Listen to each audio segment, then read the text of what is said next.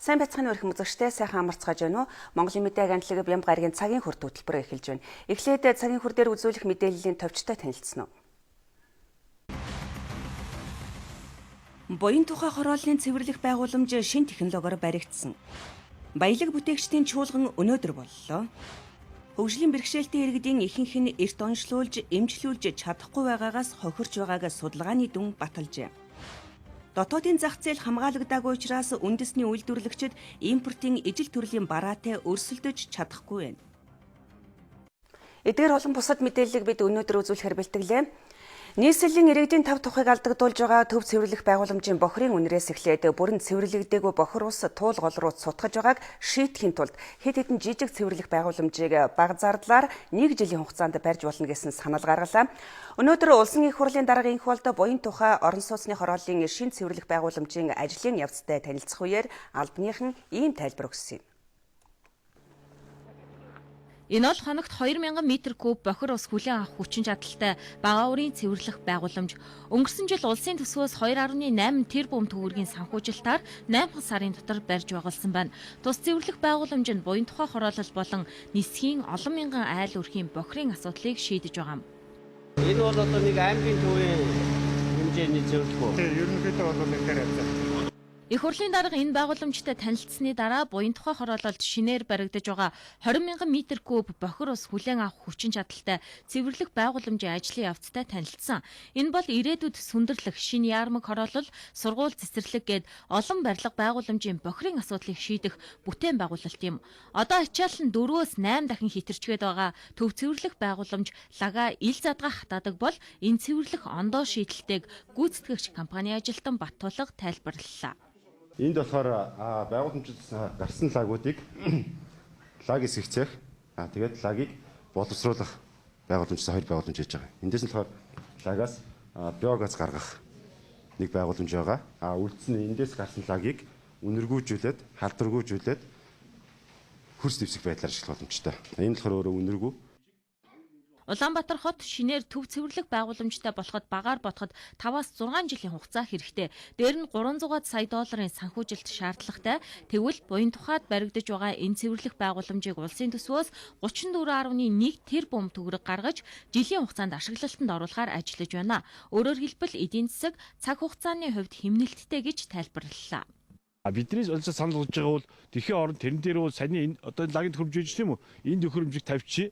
Тэгээд хотынхоо бус зэгүүд дээр өнөөдөр энэ 20,000 шиг 20,000 шиг зэгүүдийг олноор нэгэн зэрэг барьчих. Тэгээд бол 1 жилийн дотор буюу 16 онд за цааш 17 онд огтход хотын үнэрийн асуудал зөвлөж бүтэн шийдэж хэлэх гэж байхгүй. 5 газар байршуулчихад бол үндсэндээ 100,000-ыг аваа ивчихсэн гэсэн үг. Цаана 100,000 л үлдчихэж байгаа байхгүй. Тий. Тэгвэл мөнгөний үрх хэрэггүй болчихоо. Энээс ерөөсөө олон хэрэггүй. Батбаяр гişүнэ 5 жирэх л боловсруулдаг юм аа нэмдэ. Тий, нэмж байна. Хоногт 20,000 м3 бохир ус одоо цэвэршүүлэх хүчин чадалтай энэ цэвэрлэх байгууламж эх 8 дугаар сарда багтаад ашиглалтанд орно гэсэн тайлбарыг өгч байгаа юм. За энэ цэвэрлэх байгууламж бол ашиглалтанд орсноороо Улаанбаатар хотын нийт одоо энэ бохирлын бараг 11%-ийг нь бол одоо цэвэрлэх боломжтой болох юм байна. Энэ цэвэрлэх байгууламжийн барилга угсралтын ажил 70% байгаа бол бетон цутгалтын ажил нь дууссан байна. Турк технологиор баригдаж байгаа учраас усыг 98%-аар цэвэршүүлнэ гэж гүйцэтгэгч компанийн тайлбарлсан. Цагийн хүрдэд Өвлөн Солонго Од Баярнаар сурвалжиллаа. Импортыг орлох, экспортыг дэмжих бодлогын хүрээнд зах зээлд хөлөө олох гэж байгаа олон аж ахуйн нэгжид зээл авч тэдэнд төрөөс дэмжлэг үзүүлж байна. Энийн ачаар үйлдвэрлэлээ хэвийн явуулж алдагдaltaгүй ажиллаж байгаа болоод ч тэрөө ерөн дэхтэй ашиг олох боломж ч бүрдэхгүй байгааг үйлдвэрлэл эрхлэгчид учирлаж байна. Ажил төрлийн бараа гаднаас их хэмжээгээр орж ирдэг нь дотоодын үйлдвэрүүдэд зах зээлд байр сууриа бат эзэлж хөгжөхтөн ч хүндрэлтэй байгаа тухай тэд учирлаж байлаа. 2014 оноос дотооддоо цагаан будаа үйлдвэрлэж эхэлсэн энэ компанийн хүчин чадлаа бүрэн ашиглаж чадахгүйгээс болж эхний 2 жил алдагдaltaй ажиллажээ. Гэхдээ зах зээлд эрэлт өндөр болохоор орлого нь жил ирэх бүрт өссөөр байгаа тухай мэдээлж байна. Тэдний хувьд Монголд гаднаас оруулж ирж байгаа цагаан будааны ердөө 10 хүрэхгүй хувийг л одоо хангаж байгаа. Хүчин чадлаа бүрэн ашиглавал энэ тоог хэд дахин нэмэх боломж бий гэж нарны будааг үйлдвэрлэгч Наран Чимэг ярьж байна. Монголд орж ирж байгаа нийт цагаан будаа бол 17,000 орчим тонн орж ирд юм билээ жилдээ. Тэрний ерөөсөө манайхаа одоогийн байдлаар нэг 10 хүрэхгүй хувийг л нийлүүлж байгаа байхгүй. Тэгэхээр бол зах зээл бол байна гэж үзэж байна. Японоос нөө тодоргаар нь оруулж ирээд Монголдоо нөө боловсруулж байгаа болохоор тэр бол маш одоо шинэ будаа. Харин хуваараа хөдөлмөр эрхлэгч Наран Туяа өнгөрсөн жилээс эко матрас нэртэй үйлдвэр байгуулж хүүхдийн гуц хийж эхэлжээ. Гаднаас оруулж ирж байгаа ижил төрлийн бүтээгдэхүүнээс хямд үнэтэй болохоор импортыг орлох бүрэн боломжтой. Хэрвээ үйлдвэр нь бүрэн хүчин чадлаараа ажиллавал нэг өдөрт 100 гаруй гуц хийх боломжтой гэж үйлдвэрийн дарга Наран Туяа хэллээ. Энэ бол яг Америк Солонгосын одоо хүүхдийн эрүүл ахуйн чиглэлээр анх үүсгэн байгуулагдсан ийм бүтээгдэхүүн байгаа юм. Тэгээ эднэрийг болохоор бид нар Монгол нутагшуулахын тулд өөрснөө үйлдвэрлээд өөрснөө оёод материалыг бол сонгож хэрэглэж байгаа болохоор харьцангуй бол хямдхан үнэтэй. Гадаадын бүтээгдэхүүнийг бодох юм бол дотроо үйлдвэрлэж байгаа учраас Үйлдвэрлэгчдэд тулгардаг нийтлэг асуудал бол энэ. Эхний ээлжинд үйлдвэрээ бүрэн хүчин чадлаар нь ашиглах. Дотоодын үйлдвэрүүд бүх нөөц боломжоо ашиглаад түүнээсээ ашиг олох боломжийг бүрдүүлэхийн тулд юун түрүүнд хууль эрх зүйн таатай орчин хэрэгтэй гэж салбарынхан харж байна. Баялаг бүтээгчдийг дэмжих хууль эрх зүйн таатай орчныг бүрдүүлэх зорилгоор төрөөс аж үйлдвэрийг дэмжих бодлого хэрэгжүүлж байна. Энэ хүрээнд хэд хэдэн хуулинд нэмэлт өөрчлөлт оруулах, үйлдвэрлэлийг дэмжих тухай хуулийг хэрэгжүүлэх зэрэгт анхаарч ажиллаж байгаа тухай салбарын яамнаас мэдээллээ. Өнөөдөр үйлдвэрлэл эрхлэгчдэд тулгарч байгаа асуудлыг хэрхэн шийдэх талаар санал солилцох баялаг бүтээгчдийн форум зохион байгуулагдлаа. Жижиг дунд үйлдвэр эрхлэгчдийн үйлдвэрлэлийн чиглэлээр хийсэн судалгааны дүнгээс харвал ойдол сүлжимлийн салбар хамгийн өндөр буюу 50 орчим хувийг эзэлж байна. Түүний дараа гар урлал, хүнсний үйлдвэрлэл тус бүр 10 орчим хувийг эзэлж байгаамаа. Үйлдвэрүүд хүчин чадлаа бүрэн ашиглавал дотоодын хэрэгцээний дийлэн хувийг дээрх салбаруудад хангах боломж эхний ээлжинд бүрднэ. Тийм боломжийг нь төрийн бодлогын хүрээнд хууль эрх зүйн орчноор бүрдүүлнэ гэж аж үйлдвэрийн яамны стратеги бодлого төлөвлөлтийн газрын дарга Бат Тогтох мэдээлж байна. За санхүүгийн дэмжлэг гэх юм бол бид нар бас их усраа нэмэгдүүлэх энэ жижиг дунд үйлдвэрлэлөө одоо 2015 онд бол 70 тэрбум төгрөгийг бол засгийн газрын төвшөнд бол шийдвүлээд ингээд зээлээр гаргасан бол 16 онд бол энэс баггүй бас их усрыг үйлдвэрлэл эрхлэгчдэд өгөх дэмжлэг болгож өгөх энэ нэг бол аж үйлдвэрийн яамнаас санаачилж байна. Баянгол дүүргийн баялаг бүтээгчид өнгөрсөн сард Хөх хотод болсон үзэсгэлэнгээр 4 өдрийн дотор 50 сая төгрөгийн барааг худалдаасан байна. Ганцхан дүүргийн хэмжээнд ийм хэмжээний орлогыг богино хугацаанд бүрдүүлж байгаа нь манай бүтээгдэхүүн үйлдвэрлэл гадны зах зээлд эрэлттэй байгаагийн томоохон илрэл болохыг тус дүүргийн дарга орсон онцоллоо. Аж үйлдвэрийн чиглэлээр авсан томоохон зээл хөтөлбөрийн хүрээнд бизнесээ өргөжүүлсэн аж ахуйн эрхлэгчид манай Баянгол дүүргийн 20 дугаар хороо үйлдвэрлэлийн бүсдүүл нэлээд байдаг. Аж үйлдвэрийн одоо яамтай хамтраад мөн одоо томоохон төс хөтөлбөрийг Баянгол дүүргүүд үйл ажиллагаа явуулж байгаа бизнес эрхлэгчдэд хамруулах энэ бодлогын хүрээнд бас нэлээд идэвхтэй үйл ажиллагаа явуулж байгаа. Аж үйлдвэрийн хөгжил ямар шатанд байгаа тухай олон улсын судалгаанд манай улс дэлхийн 133 орноос 109-т бичигдсэн байна. Харин манай хойд хөрш 36-д ирэмлэгдсэн бол урд хөрш эхний 7-д багтжээ. Хоёр их гүрний ийм том зах зээлийг ашиглан гадагшаа бараа бүтээгдэхүүн экспортлох боломжоо эхлээд гашиглана. Цаашлаад аж үйлдвэрийг 2030 он хүртэл хөгжүүлэх төлөвлөгөөний дагуу өндөр технологи мэдлэг суурилсан бүтээгдэхүүнийг дэмжих чиглэлд түлхүү анхаарна гэж бодлого тодорхойлогчдын зүгээс мэдээлж байна. Хөгжлийн бэрхшээлтэй иргэдийн хөгжил хамгааллын шинжилгээний бодлогын хэрэгжилт үндэсний 2 дугаар чуулган өнөөдөр төрийн ордонд боллоо. Манай улсад 100 гаруй мянган хөгжлийн бэрхшээлтэй иргэд байдаг. Эдгээр иргэдийн ихэнх нь өнөөдөр сурч боловсрч, бусдын нэгэн адил хөдөлмөр эрхэлж, эрхээ хамгаалуулж чадахгүй байна. Энийг олон жил ярьж байгаа ч гэлээ тодорхой өөрчлөлт гарахгүй байгааг хөгжлийн бэрхшээлтэй иргэд шүүмжилж байгаа юм. Харин албаныхан хуулиасаа эхлээд өөрчлөлт хийж эхэлсэн гэсэн мэдээллийг өгч байна. Сүүлийн 3 жилийн хугацаанд хөгжлийн бэрхшээлтэй иргэдэд олгодог тэтгэвэр тэтгэмж тусламж нэмэгдсэн. Тухайлбал 2013 онд 29750 гаруй иргэнд 6 тэрбум 190 орчим сая төгрөгийн тэтгэлэг тэтгэмж олгож байсан бол 2014 онд 49500 гаруй иргэнд 9 тэрбум 330 гаруй сая төгрөгийг олгожээ. Харин хөдөлмөр эрхлэлтийн хувьд бараг өөрчлөлт гараагүй. Энэ тал дээр хууль эрх зүйн орчинч хангалтгүй байгааг хөгжлийн бэрхшээлтэй иргэд хэлж байна. Хөгжлийн бэрхшээлтэй иргэдийг хүн ам хөгжлийн яам гэж одоо хөгжлийн бэрхшээлтэй иргэдийн асуудал хариуцсан яам байж байна. Гэхдээ яг энэ дээр нэг дутагдaltaй юу гэдэг гэж бодлоо. Хөдөлмөрийн яам садгаж авчихлаар одоо хөгжлийн бэрхшээлтэй хөдөлмөр эрхлэлийн асуудал нь хөдөлмөрийн яамаар очдог. Хөгжлийн бэрхшээлийн хамгааллын асуудал нь нийгэм хамгаалалаар салчаад жоохон бас учир тогтолтой гэдэг юм л гэж бодож байна. Сүүлийн үед хөгжлийн бэрхшээлтэй иргэдэд өгөх тэтгэлэг тусламж нэмэгдсэн ч хөдөлмөр эрхлэлт хангалтгүй байгаа. Тэр дундаа сонсголын бэрхшээлтэй иргэдийн хөдөлмөр эрхлэлтийг дэмжих талаас сайн ярих ёстой гэж бодож байна. Жишээ нь улсын хурлд өргөн барьсан хөгжлийн бэрхшээлтэй хүний эрхийг хамгаалах хуулийн төсөлд сонсголын бэрхшээлтэй иргэдийн эрхийг хамгаалахаар 3 залтал орсон байсан. Энэ нь бидэнд хангалтгүй байгаамаа. Хөгжлийн бэрхшээлтэй иргэдийн нийгэм хамгааллын талаар хэд хэдэн хуульд өөрчлөлт оруулахар болж хуулийн төслийг улсын хурлд өргөн барьжээ. Тодорхойлбол хөгжлийн бэрхшээлтэй иргэдийн нийгэм хамгааллын тухай хуулийн шинжилсэн найруулга удахгүй улсын хурлаар хэлэлцүүлнэ. Энэ хууль батлагдсанаар хөгжлийн бэрхшээлтэй иргэдийг ажлын байраар хангасан аж ахуй нэгжид төрөөс урамшуул олгодог болох юм а. Аливаа хууль тогтоомж амьдралд ойр хэрэгжих боломжтой байх учиртай. Ялангуяа хөгжлийн бэрхшээлтэй иргэдийн хөгжил хамгааллын талаар төр засгаас баримтлах бодлого эрх зүйн бичиг баримтыг боловсруулахад энэ чиглэлээр ажилтдаг төрийн болон төрийн бус байгууллага энэ чуулганд оролцож байгаа төлөөлөгчид та бүхэн санал санаачлах чухал ач холбогдолтой. Өнөөдрийн чуулганд 600 гаруй хөгжлийн бэрхшээлтэй иргэд ирсэн байна. Энэ чуулганаас гарсан санал санаачлагыг үндэслэн 2016-аас 2023 он хүртэлх үндэсний хөтөлбөрийг батална. Хөгжлийн бэрхшээлтэй иргэдийн оролцоо эрхийг хамгаалах үндэсний хөтөлбөрийг манай улс анх удаага батлах гэж байгааг албаны хүмүүс хэлж байлаа.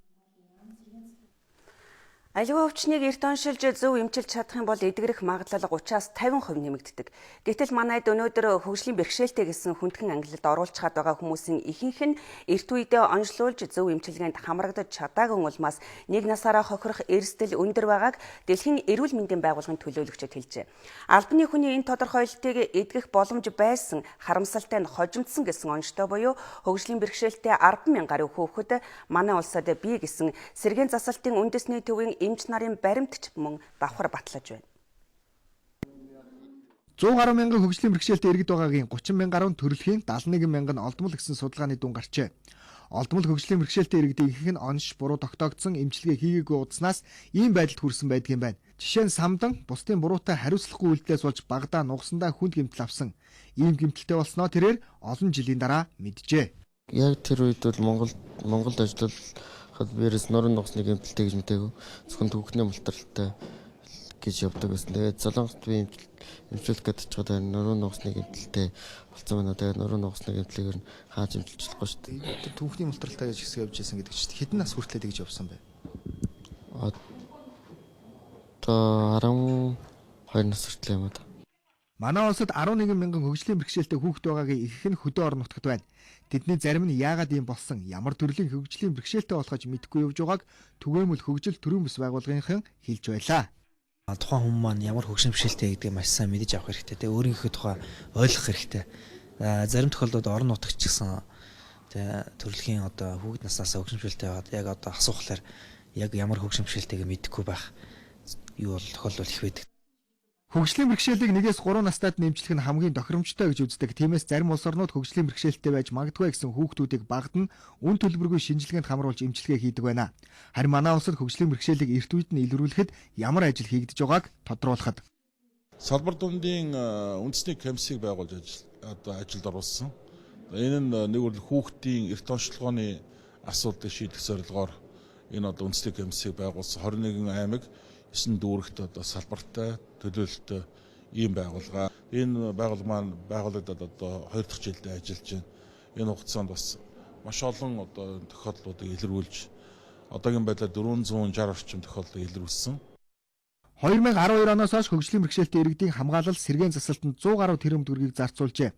Үүний 27 тэрбум төгрөгийг засгийн газар гаргасан бол Японоос бүгд найрамдах Хятад ард улсын засгийн газрын тусламжтайгаар 70 гаруй тэрбум төгрөгийн ажил хийгджээ. Тухайлбал сэргээн засах хөгжлийн үндэсний төв шинэ эмнэлгийн байртай болсон. Энэ эмнэлгийг хамгийн сүүлийн үеийн техник технологиор тонголсон байна. Ингэснээр манай улс хөгжлийн бэрхшээлтэй хүүхдүүдийг эрт үед нь оншилж эмчлэх боломжтой болсон гэдгийг тэрээр хэлж байлаа. Цагийн хүр хөтөлбөрөөр ММА агентлагийн орон нутаг дахь сурвалжлагчдын ирүүлсэн мэдээллээр үргэлжлүүлье.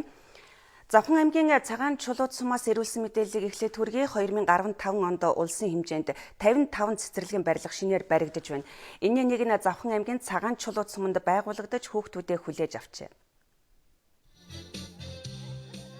Завхан аймгийн цагаан чулууд сум 100 хүүхэд хүлээн авах хүчин чадалтай цэцэрлэг ашиглалтанд орууллаа. За хуучин цэцэрлэгийн барилга нь 1956-нд ашиглалтанд орсон. За хуучирч муудсан тул халаалт дулаан муу орчин нөхцөл тааруу учраас хүүхдээ гэртээ хардаг байсан гэж иргэд ярьж байна. Энэ сум 1500 орчим хүн амтай. За шинэ цэцэрлэгтээ 100 хүүхэд сургуулийн өмнөх боловсрол эзэмших боломжтой болохоос гадна нөгөө талаасаа дээрх тооны ээж ажил хөдөлмөрөөр эхлэх гэр бүлийнхээ орлогыг нэмэгдүүлэх болцоо гарч байгаамаа. Ашиглалтанд орж стандартын шинэ цэцэрлэгтэй 50 жилийн дараа одоо стандартын шинэ цэцэрлэгтэй болж байгаадаа туйлын их баяртай байна. Ингэж хамтарсны хүчинд ийм сайхан барилгатай болж ашиглалтанд орсонд баяртай байна. За энэ маань одоо сумын бас нэг өнгө үзэмж, нэгдүгээр, хоёрдугаарт нь одоо энд хүмүүжиж байгаа бяцхан урсын маань сурч хүмүүжих орчин бүрдсэнд үнэхээр их баяртай байна. За шинэ цэцэрлэг улсын төсвийн 953 сая төгрөгийн хөрөнгө оруулалтаар байгуулагдлаа. Цэцэрлэгийн дотоод зохион байгуулалт халуун хүйтийн ус ариун цэврийн өрөө зэргийг бүрэн шийдвэрлсэн байна. Цагаан жолоод суманд мөн 320 хүүхдийн суудалтай шинэ сургууль баригдаж байгаа байна. Улсын хэмжээнд 2015 онд улсын төсвийн санхүүжилтээр нийт 191 барилга баригдаж байна. Үүнээс 55 цэцэрлэг, 59 сургууль, 21 дотор байр баригдаж байгааг боловсрол шинжилгээ ухааны яамнаас мэдээлсэн. Энэ бүтээн байгуулалтын нэг нь инхүү цагаан жолоод суманд хийгдлээ. Энэ жил хүйтэрч 100 болж магадгүй гэсэн болгоомжлолоор малчид малаа махалж борлуулах сонирхол их байгаа. Гэсэн ч орон нутагт махны үнэх хямд эрэлт хэрэгцээ бага байна. Хөвсгөл аймагтлагийнхад урдчилсан тооцоолж байснаас олон мал өвлжгөр болсон байна. Энэ тухай мэдээллийг манай орон нутгийн сурвалжлагч ирүүллээ. Өнгөрсөн өдрүүдэд Хөвсгөл аймгийн Баянзүрх сумд хүйтний эрс чангарч зарим газарт шөнөдөө 35-аас 36 градус хүрсэн. Харин засны хувьд бус сумтай харьцуулахад харьцангуй нэмгэн байгааг орон нутгийн иргэд хэлж байлаа. Сумын хувьд хамгийн хүнд асуудал бол бэлчээр энэ жил энэ асуудал бүрч хүндхэн байгааг сумын иргэдийн төлөөлөгчдийн хурлын дарга хэллээ. Өвжилтийн бэлтгэл ажил бол ерөн зохи төвшөнд хангагдсан. За зундаа бол нэлээд гандалттай намар жаахан хур орсон. За ургацсан үед бол нөхөж одоо урд жилүүд шиг бүрэн гүйцэж бол чадаагүй. Гэтэ бид бол байгаа нөөц болцоо ашиглаад одоо сумгаан хэмжээнд за малчин айл өрхүүд орон нутгийн төвшөнд бол зохи хэмжээний хадлан өвсийг бол базаасан. Сумын хэмжээнд энэ жил 200 мянган гаруй мал өвлжнө. Гэтэл энэ суманд 100 орчим мянган малын бэлчээрийн даацтай гэж байна. Бэлчээр хүрэлцээгүй учраас нутгийн малчид ойролцоох сум руугаа жил бүр отор хийдэг. Харин энэ жилийн хувьд ихэнх нутаг гантай өвөл зас их орсон учраас тэдэнд хүндрэл учруулах болжээ. Дорнод аймгийн хувьд малчид өвлжилтийн бэлтгэлээ бүрэн хангасан байна. 1,800,000 толгой малтай дорнотынхан энэ өвөл 56,000 тонн өвс бэлтгэхээс 64,000 гаруй тонн өвсийг бэлдэж бэлтгэл ажлаа давуулан биелүүлсэн амжилттай өвлийг өгсөн байна. Дорнод аймагт мал өвлжилт хэвэн байгаа гэж албаны хүмүүс мэдээлж байна. Мөн аймгийн зарим малчин өрхүүд өвлжөөндөө буулгүй отроор нүүдэлж байгаа тухай Баян Түмэн сумын малчин Арсланбаатар ярьлаа. Одоогийн байдлаар үнэхээр сайхан дөнгөж малын засны жоо олсон маягтай болоод сайхан амар болж байна. Одоо ингээд өвлөхөөсөө гэсэн өнтөр сайхан өвлө болох байх гэж бодож байна. Өнгөрсөн жилээр дандаа нэг 7-8 маш өвс авдаг. Энэ жил бол би 10 гаруй маш өвс авсан. Бэлтгэл бол хангасан гэж бодож байгаа. Тэгээ малнаа гэсэн нь бэлтгэл хангасан байгаа гэхдээ манай ядахаас өмнө бол үхэх мөхтөө одоо өвсөө өгч байгаа хэрэгтэй. Ядасаа бол тэжээл өгөөд мал бол тэжээл авдаг. Дорнод аймагт 14 сумын 4,000 орчим малчин өрх бий. Тэдний нөвлийг өнтөө давхаар бэлтгэл ажлаа хангаж үйлдвэрийн тэжээл 400 тонн бэлтгэхээс 580 тонныг бэлтгэжээ. Мөн аймгийн засаг даргын даалгавраар үйлдвэрлэлийн бэлтгэл ажлыг эрчимжүүлэх ажлын хүрээнд малчдынхаа аюулгүй байдлыг хангаж 200 гаруй тонн нөөц өвс төвлөрүүлжээ.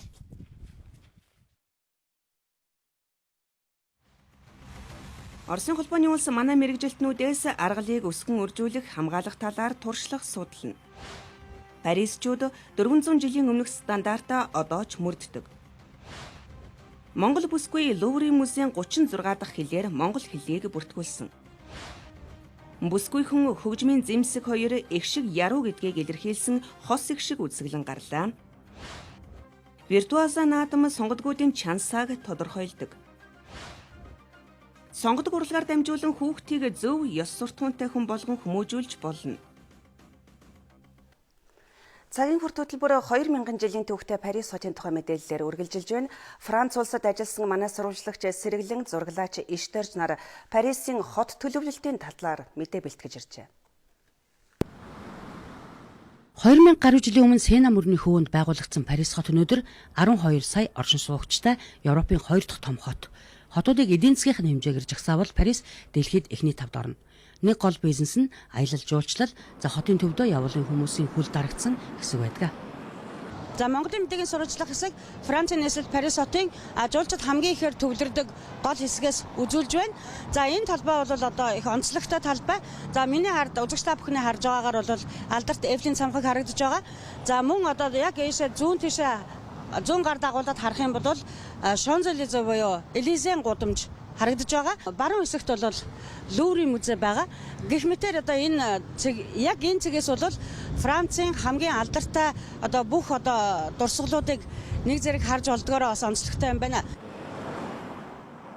12 сая хүн амтай хотын захиргаанд нь л гэхэд 30 мянган хүн ажилладаг. Парис хот өөрөө түүх өгүүлсэн амьд музей гэж жуулчид дүгнэдэг. За хотын төвийн төлөвлөлтийг хийхдээ эртний өнгө төрхийг өөрчлөхгүйгээр сайжруулж, за хуучны уран барилга, цэцэрлэгт хүрээлэн дурсгалт газруудаа хадгалж чадсан нь өнөөдөр үр дүнгээ өгч сая жуулчдыг даллаж байна. Бид энэ удаад хэн бүхний мэддэг Парисын тухай биш, энэ хот жилд 30-40 сая жуулчин хүлээж авах хэмжээнд хүртэл хөгжөхдөө ямар зам туулсан, хот төлөвлөлтийн түүх нь ямар байсныг сонирхсан юм а. Францын хөдөөнөөс бол Парис хотод маш их олноо суурьсан.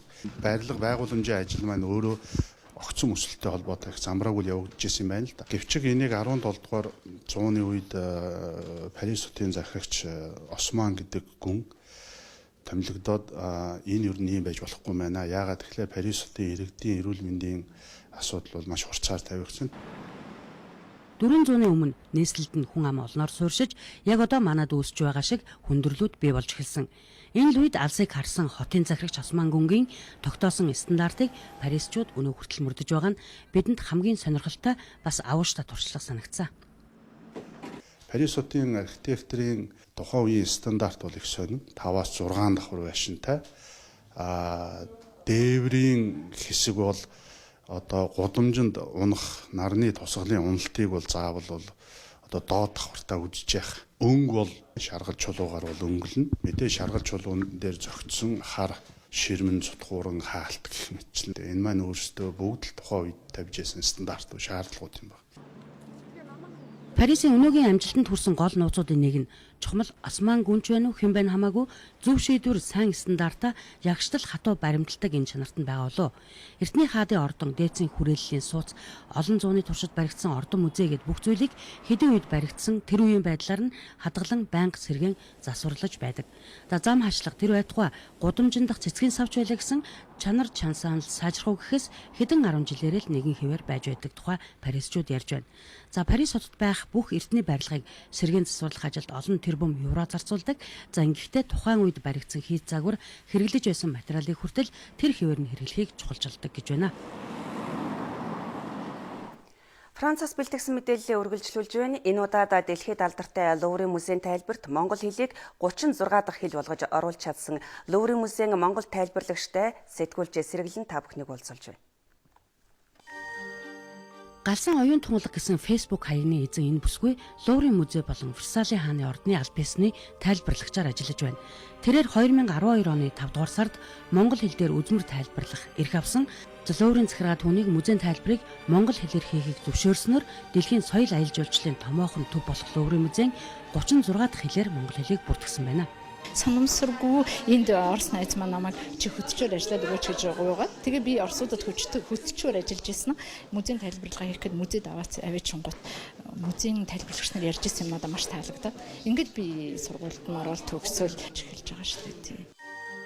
Энэ хугацаанд оюун тунгалаг Францын соёл аялал жуулчлалын салбарт хүлээн зөвшөөрөгдсөн мэрэгжилтэн болж чадсан байна. За Парис хотын музей сүм хийдүүд болон хааны ордон түүний ойр орчмын дурсгалт газруудыг дэлхийн өнцөг булан бүрээс ирсэн хүмүүст танилцуулах аль биесны мэрэгжилтийн анхны монгол энэ эмэгтэй олон хэлийн хүнд тайлбар хийх болгондоо монголчуудаа нүдэрээ ирж хааж монголчууд олноороо ирээсэй хэмээн хүсэх болж тэр нь өөрийнх нь Facebook хуудаснаас харагддаг. Би ард түмэнд хамгийн түрүүн хийдэг нь city tour, хотын архитектуртай танилцах, хотын түүхтэй танилцах. Дараа нь би Версалийн хааны ордонд руу авчиждаг. Версалийн хааны ордонд авчиж чонготой хаад болон хаттын амьдрал гэдэг өөр юм болчдөг. Тэгээд Версалийн хааны ордонд авчиж чонготой би шууд уран баримт, уран зураг, уран барилгын тухай анхны бэлтгэлтэй болгосныхаа дараа би Луврт авчиждаг. Тэгэх юм бол хүн ямар ч уран бүтээлийг хараад уншиж чаддаг болчихоо явдаг. Санкт Петербургт хүүхдийн сэтгэл судлаач мэргэжлэр суралцсан тэрээр Парис хот дахь Европын их сургуулийн соёл урлаг судлал Луврын сургууль мөн алдарт Сорбоны их сургуульд Францын түүх судалжээ. Нэн ховор устдаж өгөө болох аюул ойрхон байгаа амьтдын нэг болох аргалыг нутагтаа өсгөх, үржүүлэх зорилгоор Оросууд биднээс туршлага судалгааруулсан байна. Тодруулах юм бол өвөр байгалийн хязгаарт 100 гаруй жилийн өмнө устдаж өгөө болсон аргалын сүргийг дахин нутагшуулахад хоёр тал хамтран ажиллахаар болжээ. Нэн ховорцсон буюу тоо толгойн жилээс жилд цөөрсөр байгаа аргалыг өсгөж үржүүлэхэд хамтран ажиллах шийдвэрийг энэ 7 хоногт Оросын албаны улсын Чит хотод болсон засгийн газар хоорондын комиссийн 19-р хуралдааны үеэр гаргалаа. Аргалыг одоо байгаа тоо толгойноос нь бууруулахгүй цаашид өсгөж үржүүлэх талаар манай улсын өмнө хэрэгжүүлсэн төсөл хөтөлбөр арга хэмжээ хуулийн цогцололт үр дүнтэй байсан тул энэхүү Оросууд биднээс туршлага судлаж хамтран ажиллахаар тохирч байгаа юм а. Монголчууд аргал уулзаа хамгаалах хууль эрх зүйн орчноо боловсронгуй болгож хатуу мөрддөг мөн амьдарч байгаа газар нутгийг нь бүсчлэн хамгаалах аргачлах талаасаа ч тэр ариун их дуршлаг болсон гэж үзэж байгаа. Тиймээс хамтран ажиллаж 100 гаруй жилийн өмнө үр байгалийн хязгаар нутагт бэлтж байсан тэр сайхан амьтдыг дахин нутагт нь авчирч эдээшлүүлэхэд хамтран ажиллах сонирхолтой байна. Манай улсын үед 1953 оноос эхлэн аргал агнахыг хуулиараа хориглож дархан цаазтай болгосноос гадна 1987 онд улаан номонд бүртгэж авсан байдаг. Одоогийн байдлаар Монгол алтай, хангаа өндөр уул, говийн алтай, зүүн гарын болон алтайн өвөр говьд 5 газрыг улсын тусгай хамгаалтанд авчээ.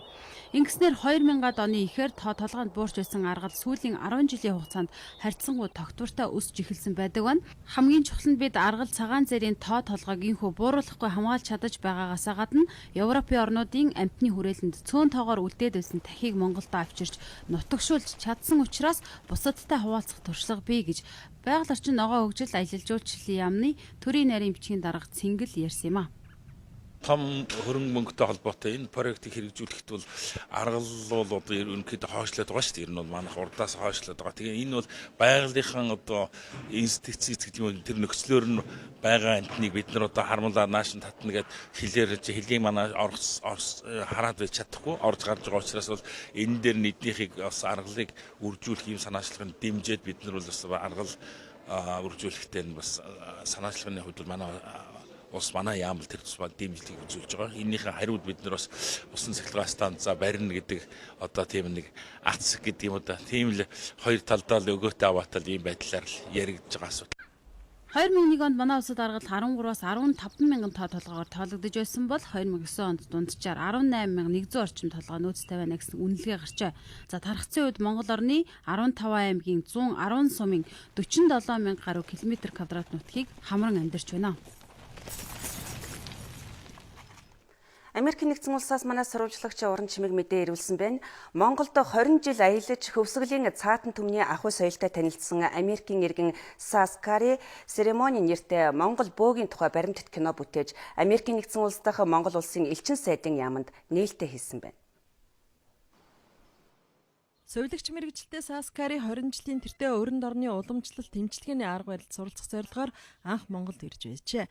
За тэрээр нэгдсэн үндэсний байгууллагын хөгжлийн хөтөлбөрийн зөвлөхөр ажиллаж байхдаа Намадикар төрийн бас байгууллагыг байгуулж хөвсгөлийн цаатан иргэдэд эрүүл мэндийн тусламж үйлчилгээг хүргэж байсан хүн юм а. Мөн хөвсгөлийн тайгад амьдарч байгаа буучдын зан үйл тэдний түүх соёлыг судлан баримтат кинонд тусгасан байна.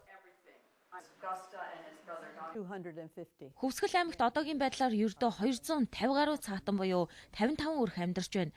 Энэ ховордож байгаа ястан одоо хүртэл нүүдлийн амьдралаа хадгалсаар ирсэн. Бас хүн амын тоон маш их багасж байгаа нь энэ киног бүтээх сэтэл болсон юм. Би бөөгийн тухай кино зураг авч байхдаа тэднийг сонсоод л асуулт асуугаад л явдаг байсан. Тэд хариулмаар асуултандаа хариулна. За он жил өнгөрөх тусам цаатнууд надад илүү их мэдээлэл өгдөг болсон. Ингээд л нилээд олон жилийн дараа тэд намайг бөөгийнхөө ёслолд урьж кино зураг авах зөвшөөрлийг өгсөн юм.